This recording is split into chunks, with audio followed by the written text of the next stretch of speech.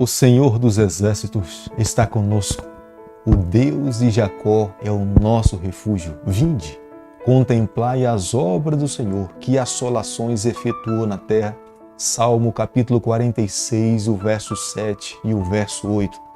É com essa porção da Bíblia que nós começamos o dia de hoje, nos colocando nas mãos do Senhor, tendo a certeza que Ele está ao nosso lado para lutar as nossas batalhas. É por isso que a palavra de Deus no Salmo 46, o verso 7 e o verso 8 fala: o Senhor dos Exércitos está conosco, o Deus de Jacó, Ele é o nosso refúgio. É nele que nós nos refugiamos, é nele que nós confiamos e colocamos nas suas mãos todos os nossos problemas, as nossas lutas e as nossas dificuldades, tendo a certeza que Ele vai lutar as nossas batalhas, as nossas lutas, e Ele mesmo vai nos conceder a vitória. É a razão pela qual a cada manhã nós nos levantamos.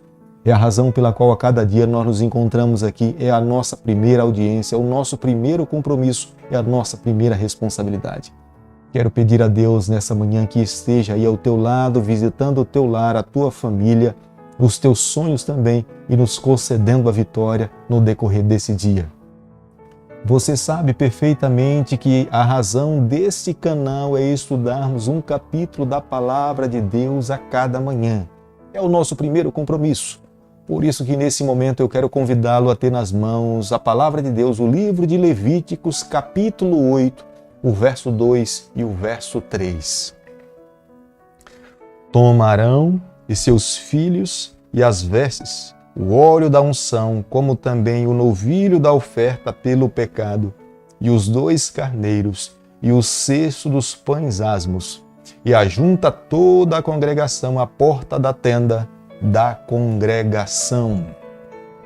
Este nome Arão, tenho certeza que você já se lembra ou já se deparou com ele dentro da Palavra de Deus.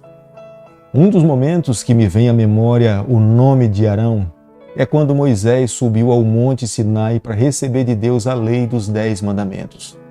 Enquanto Moisés estava recebendo de Deus a lei dos 10 mandamentos, no pé do monte estava Arão com toda a nação de Israel.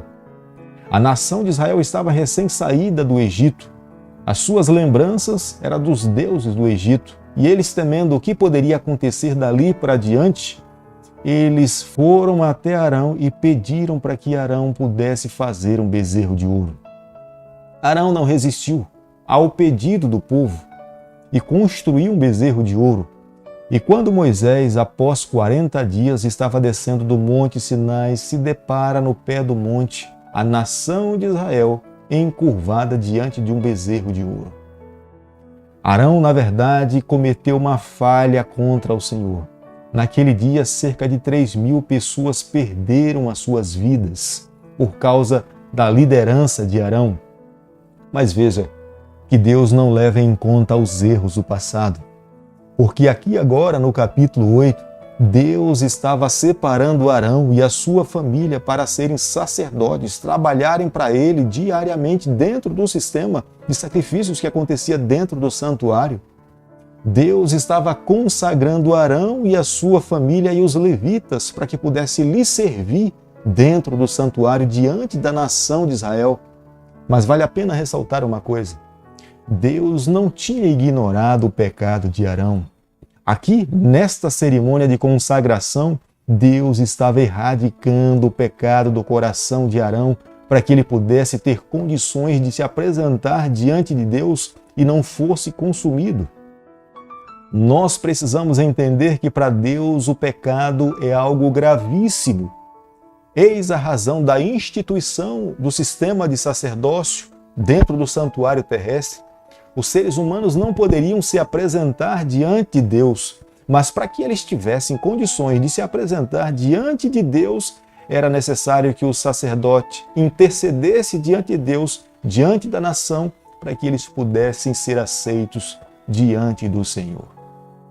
Apesar de todos os homens da tribo de Levi terem sido consagrados para trabalhar e servir a Deus dentro do santuário, somente Arão e os seus filhos foram consagrados como sacerdotes para que pudessem servir a Deus também dentro do santuário. Era uma responsabilidade exclusiva. Somente eles poderiam ministrar diretamente diante de Deus.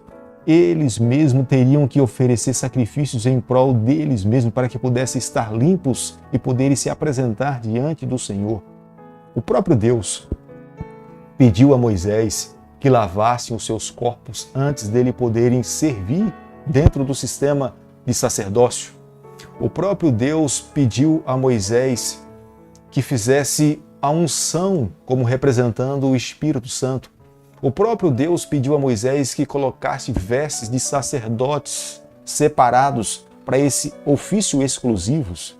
Eles teriam sob o seu peito as duas pedras Urim e Turim. Era uma pedra que designava a vontade de Deus quando alguém ia consultar a respeito do que eles deveriam fazer da vida. É quando um rei teria uma batalha para lutar e eles queriam saber de Deus se eles deveriam ir ou não. Eles consultavam o sacerdote e Deus respondia.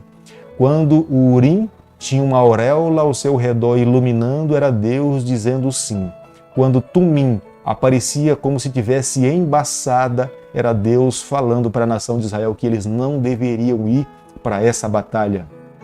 O mesmo Arão que um dia com as suas mãos consentiu com uma nação para construir um bezerro de ouro e levar uma nação a se curvar diante de bezerro de ouro, Arão teve que colocar a sua mão sobre a cabeça de um touro, ver esse touro morrendo, derramando o seu sangue. Ele deveria confessar o seu pecado. E mais 2 carneiros nesse dia foram sacrificados para Deus. Depois ele deveria pegar uma porção do sangue e com o seu próprio dedo aspergir nos 4 cantos do altar de holocaustos, apresentando-se diante de Deus, para que Deus pudesse oferecer o perdão pelos seus pecados e ele tivesse condições de ministrar diante do Senhor. Esta foi a cerimônia designada por Deus para a separação, para o santo ministério de Arão e a sua família. Embora nós saibamos que toda uma tribo, os homens da tribo de Levi, foram chamados para trabalhar diante do Senhor. O sistema sacerdotal foi um pedido da parte de Deus para que se estabelecesse no santuário terrestre, porque a nação de Israel não teria condições de se apresentar diante de Deus, diante dos seus erros e dos seus pecados. Como se apresentar diante de um Deus santo, um Deus justo e um Deus puro? Eis a razão do sistema sacerdotal.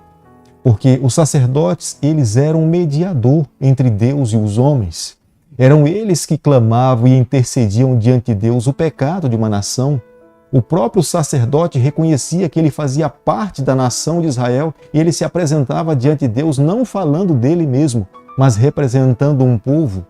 E Deus recebia o pedido do sacerdote como sendo um mediador, tipificando, exemplificando o que de fato um dia Jesus Cristo, ao na cruz do Calvário morrer por nós, efetuou de uma vez por todas, não havendo mais necessidade de morte de cordeiros. Hoje, se eu e você, ao nos envolvermos com os nossos pecados, o que nós precisamos fazer é nos colocarmos de joelhos, confessarmos para Deus os nossos pecados, pedirmos perdão e termos a certeza de vivermos uma vida em paz diante do Senhor. Deus requeria a consagração do sacerdócio terrestre, porque somente eles poderiam ministrar diante do Senhor. A tribo de Levi e os homens foram separados para servir diante de Deus, mas somente o sumo sacerdote, no dia da expiação, ele poderia entrar no lugar santíssimo para fazer expiação por toda uma nação. O sumo sacerdote, ele representava o papel de Jesus Cristo. Jesus Cristo, hoje, ele intercede por cada um de nós. Nós só teremos oportunidade de um dia nos apresentarmos diante de Deus mediante o que Jesus Cristo fez por nós na cruz do Calvário. Eis a razão de nós entendermos uma coisa, amigo: a gravidade do pecado. Nós podemos, nos dias de hoje, diante de tantas informações que temos recebido, entendermos que o pecado, de repente, não tenha tanto valor para nós. Mas o pecado para Deus é um ato gravíssimo. Somente mediante o derramamento de sangue o pecador tem condições de poder se apresentar diante de Deus. Por isso que havia uma necessidade do sistema de sacerdócio, Por isso que Jesus Cristo veio na cruz do Calvário morrer por cada um de nós, para que nós possamos receber a salvação. Aqueles que almejam receber a salvação em Jesus Cristo precisam recebê-lo com todas as suas forças nas suas vidas, para que possam ser aceitos diante de Deus. O sacerdote era ungido com óleo e com sangue. Óleo representando o poder do Espírito Santo. O sangue representando o que Jesus Cristo um dia viria fazer por nós na cruz do Calvário. Tudo o que acontecia dentro do santuário apontava para a cruz, apresentava o Cordeiro de Deus. Eu acredito que hoje o nosso coração precisa ter um sentimento de gratidão, atitudes de gratidão, palavras de reconhecimento, porque somente através de Jesus Cristo é que nós podemos receber a vida eterna. Eliminar o pecado não é coisa simples. O pecado é um ato gravíssimo diante de Deus. Mas aqueles que querem ser purificados diante do Senhor precisam pedir a Ele que elimine o pecado por completo. Eis a razão porque muitas pessoas não querem viver uma vida santa, porque não querem se separar do pecado. Mas aqueles que querem viver uma vida santa no Senhor precisam clamar a Ele diariamente forças vindas do céu, através do poder do Espírito Santo, para que nós possamos vencer o maligno e o poder do pecado sobre a nossa vida. É impossível alguém viver uma vida vitoriosa longe do Senhor. É impossível alguém alcançar a vitória em Cristo, a vitória sobre o pecado longe de Cristo, sem o poder do Espírito Santo na vida. Por isso que a cada manhã nós somos chamados a renovarmos as nossas forças diante do Senhor, abrindo o nosso coração, confessando as nossas falhas, estudando a sua palavra e permitindo que a mesma conduza a nossa trajetória. Meu amigo, se esse é o teu desejo, se essa é a tua vontade, eu quero nessa manhã me unir a você para que nós juntos possamos clamar a Deus, pedindo a Ele forças para que nós possamos a cada dia viver uma vida vitoriosa no Senhor. Querido Pai, nas tuas mãos nessa manhã nós nos colocamos, nós confessamos as nossas falhas, nós permitimos que o teu poder transforme a nossa vida. Nos ajude a cada dia a vivermos uma vida vitoriosa. Nós oramos, nós pedimos e o fazemos em nome de Jesus. Que o Senhor te abençoe e te guarde. Que Ele faça resplandecer o seu rosto sobre você. Que Ele tenha misericórdia de você. Que sobre você, nessa manhã, Ele levante o seu rosto e conceda a sua paz em nome de Jesus. Amém.